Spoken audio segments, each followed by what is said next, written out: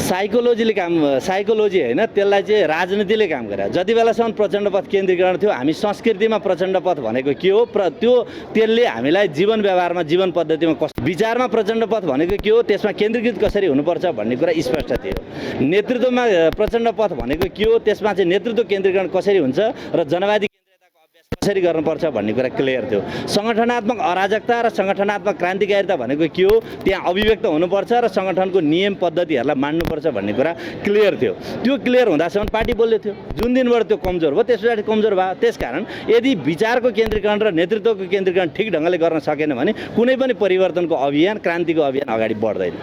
त्यस कारणले गर्दा प्रचण्ड पथ अझ अपग्रेड हुनुपर्छ भन्ने हाम्रो मान्यता हो। अब प्रचण्ड पथ भने प्रचण्ड युगको रूपमा त्यसलाई विकास गरेर लानुपर्छ भन्ने पनि आवाज सुनियो भित्र। किन आवश्यक छ प्रचण्ड युग? अब यो प्रचण्ड युग माओवादी युग भने, माओवादी विचारको युग भने हो। त्यसलाई तपाईँ अघि पनि भने मैले 240 वर्ष पुरानो राजतन्त्रलाई परिवर्तन गर्ने हिम्मत गर्ने हामीले विशेष गरी आम रूपले उत्पीडनमा परेका त तपाईँ 240 वर्ष होइन, 1000 वर्षको हिसाब गरे पनि हुन्छ। यो देशमा उत्पीडनमा परेका व्यक्तिहरूको कुरा गर्नुहुन्छ, महिलाको कुरा गर्नुहुन्छ, दलितको कुरा गर्नुहुन्छ भने त्यो एउटा युगको परिवर्तन र उनीहरूलाई राजनीतिक हिसाबले र संवैधानिक हिसाबले मुक्ति दिने पार्टी माओवादी पार्टी हो। त्यसले गर्दाखेरि यो एउटा युगको विचार प्रतिनिधित्व गर्छ माओवादी पार्टीले। र अहिले पनि हामीले दलाल पुँजीको बारेमा लड्नको निम्ति जे हिम्मत गरेका छौँ र आम युवाहरूलाई यो देशमै राख्नुपर्छ भन्ने कुरामा जे बहस गरिराखेका छौँ, यसले मलाई लाग्छ पुँजीवादी साम्राज्यवादी युगको हामीले जबरजस्त ड्यासिङ दिने पार्टी माओवादी पार्टी भएको कारणले यो माओवादी एजेन्डाहरूको युग हो। माओवादी एजेन्डाहरूको युग भनेको प्रचण्ड कमरेडले नेतृत्व गरेको चाहिँ यो पार्टीको युग हो। त्यसकारण प्रचण्ड युग माओवादी युग, माओवादी विचारहरूको युग भन्न खोजेको। परिवर्तनको एजेन्डाको क्रेडिट खाने भन्नु? क्रेडिट खाने होइन, कसरी क्रेडिट खाने? तपाईँले त्यसलाई कसरी क्रेडिट भन्न सक्नुहुन्छ? जसले एजेन्डा उठान गरे यो देशमा पृथ्वीनारायण शाहले के भन्नुहुन्छ? पृथ्वीनारायण शाह बाहेक अरू लडेन यो देशमा? आज पृथ्वीनारायण शाहलाई मात्र तपाईँ किन चाहिँ यो देशको राष्ट्रपिता भन्नुहुन्छ? यो माओवादीले उठान नगर्दै गयो राजतन्त्र जान्थ्यो। त्यसकारण चाहिँ यदि तपाईँ पृथ्वीनारायण शाहलाई यो राष्ट्रको एकीकरणको चाहिँ क्रेडिट दिनुहुन्छ भने यो पछिल्लो चरणको सम्पूर्ण परिवर्तनको एजेन्डाको क्रेडिट माओवादीलाई दिनुपर्छ सबैले। त्यस कारणले गर्दा माओवादीको चाहिँ यो एजेन्डाहरूको विचारहरूको यो महाधिवेशनको पहिलो उद्घाटन समारोहमा हाम्रो देशको प्रधानमन्त्रीजी आउनुभयो र उहाँले भन्नुभयो कि माओवादी केन्द्र र काङ्ग्रेसको गठबन्धनलाई लामो समयसम्म लैजाने, यो माओवादीको भनाइ चाहिँ के छ? होइन, हामीले सकारात्मक हिसाबले नै त्यसलाई लिएका छौँ। गठबन्धन चाहिँ लामो समयसम्म लिन्छौँ भन्ने कुरालाई चाहिँ उहाँले व्यक्त गर्नुभएको छ। हामी लोकतन्त्रको रक्षाका निम्ति, संविधान रक्षाका निम्ति र देशलाई चाहिँ लोकतान्त्रिक पद्धतिबाट अगाडि बढाउनका निम्ति संविधानमाथि आघात हुने ढङ्गले जसरी प्रहार भएको थियो त्यसलाई संविधानलाई बचाउनका निम्ति हामीले जुन प्रकारको गठबन्धन गरेका छौँ, संविधानको, देशको र खास गरी हामीले प्राप्त गरेका उपलब्धिहरूको संरक्षण र रक्षाका निम्ति त्यो गठबन्धन केही समय कायम रहन्छ।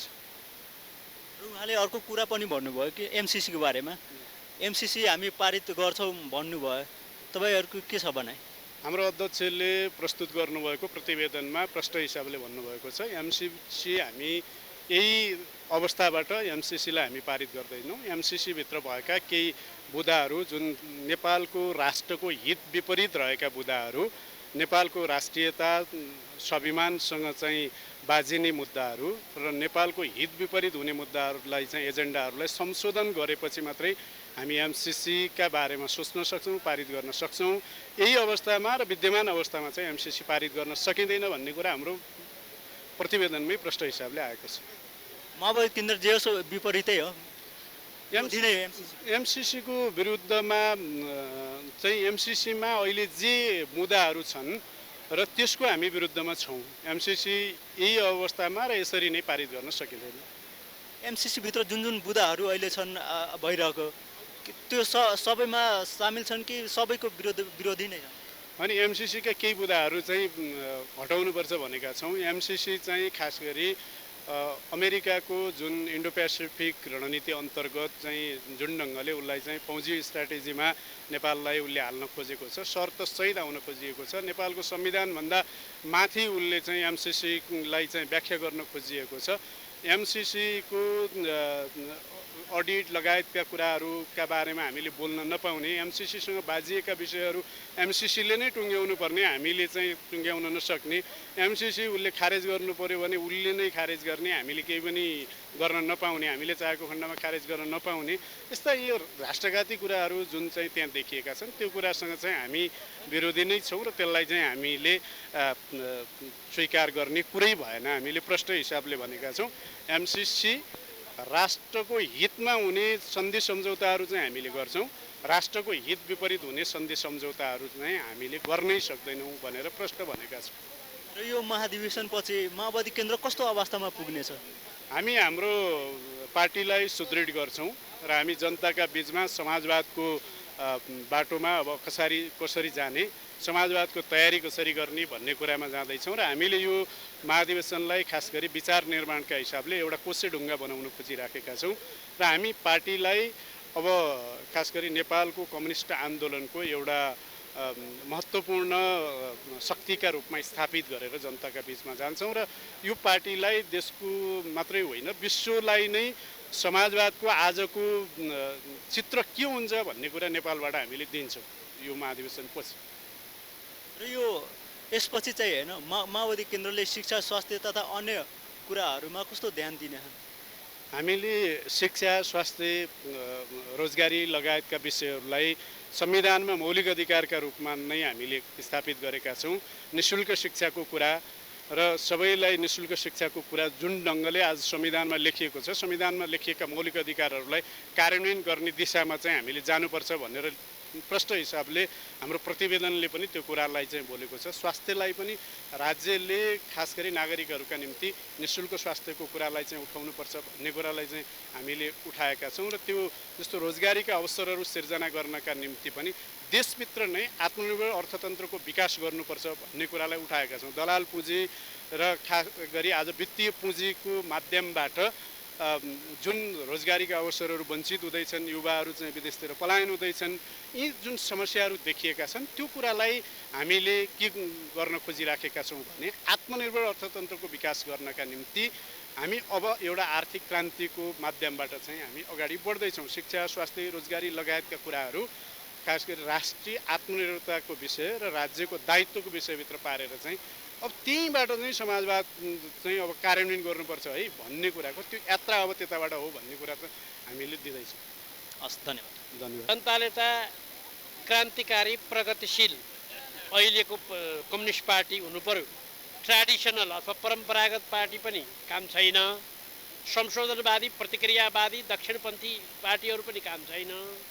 त्यस कारणले प्रगतिशील क्रान्तिकारी कम्युनिस्ट पार्टीको निम्ति चाहियो। यसको लामो व्याख्या छ। प्रगतिशील कम्युनिस्ट पार्टी हुनको निम्ति, क्रान्तिकारी कम्युनिस्ट पार्टी हुनको निम्ति समानताको दृष्टिकोण चाहियो। सबै नागरिकहरू समान हुनु पर्यो, श्रम गर्नेहरूलाई प्राधान्यता दिनु पर्यो, प्राथमिकता दिनु पर्यो, श्रमिक वर्गको हितको निम्ति श्रमिक वर्गको नेतृत्वमा अगाडि बढ्नु पर्यो। अहिले हामी पनि घटेका छौँ, अब त्यतातिर जाने जमर्को गर्दैछौँ। अहिले अब श्रमलाई प्राधान्यता दिने कुरालाई नै महत्त्वपूर्ण छ। गाउँ गाउँमा चाहिँ नि प्रत्येक गाउँमा प्रत्येक टोलमा एउटा सामूहिक उद्योग वा व्यवसाय सञ्चालन गर्ने, त्यहाँबाट सामूहिक रूपमा चाहिँ नि आय आर्जन गर्ने, सामूहिक रूपमा चाहिँ कुनै पनि व्यवसाय गर्ने कामबाट सुरुवात गरेर अन्ततः यो समाजवादमा प्रवेश गर्ने नीति अवलम्बन गर्ने अहिलेको दस्तावेजमा उल्लेख छ। त्यसलाई कार्यान्वयन गर्न सक्यो भने रियल समाजवादतिर उन्मुख हुन्छ। हाम्रो संविधानले पनि समाजवाद उन्मुख अर्थतन्त्रको व्यवस्था गरेका छ। यही संविधानलाई कार्यान्वयन गरेर यसैमा मचक्क टेकेर साम्यवादतिर जाने हो। होइन, युवा नेता निश्चित वर्ष अहिले त विधानमा नै 20% युवा अनिवार्य गरेका छ। कम्तीमा, बढीमा त त्योभन्दा नि बढी हुने भयो। 20% युवा अब हाम्रो हरेक पार्टीको प्रत्येक तहमा हुन्छ भनेपछि अब गर्ने नेतृत्व भने युवाले हो। अब युवाले अहिलेको 21औं शताब्दीको जनवाद, 21औं शताब्दीको कम्युनिस्ट प्रिन्सिपल र संसारको ग्लोबलाइजेसन भएको यो परिस्थितिमा, यो चाहिँ नि आधुनिकतम नवीनतम परिस्थितिमा हाँक्न पर्यो नि। त्यसको निम्ति विशेष प्रकारका चाहिँ नि प्रयास सुरु गर्न थालिया छ। के छ अब महाधिवेशनपछि नेकपा माओवादी कस्तो खालको पार्टी बन्छ? जनताले चाहेको जस्तो पार्टी बन्छ? जनताले चाहेकै जस्तो पार्टी बनाउनकै निम्ति कोसिस गरिया हो। जनताले चाहेको भनेको नि निशुल्क शिक्षा, समान शिक्षा, डिफ्रेन्ट शिक्षा होइन।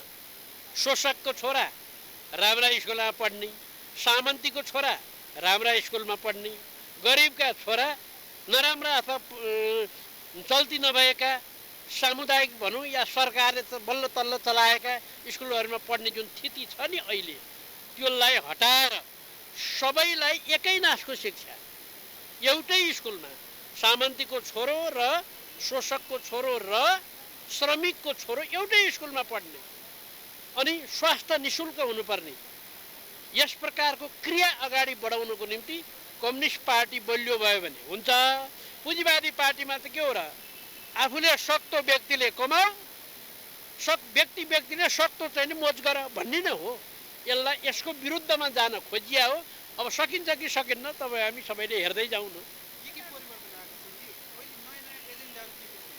नयाँ एजेन्डा अहिले चाहिँ मैले भने त तपाईँलाई शिक्षा भयो, स्वास्थ्य भयो, सङ्गठनात्मक पद्धति भयो, अनि अहिलेको करेन्ट पोलिटिक्स जुन छ प्रतिक्रियावादी र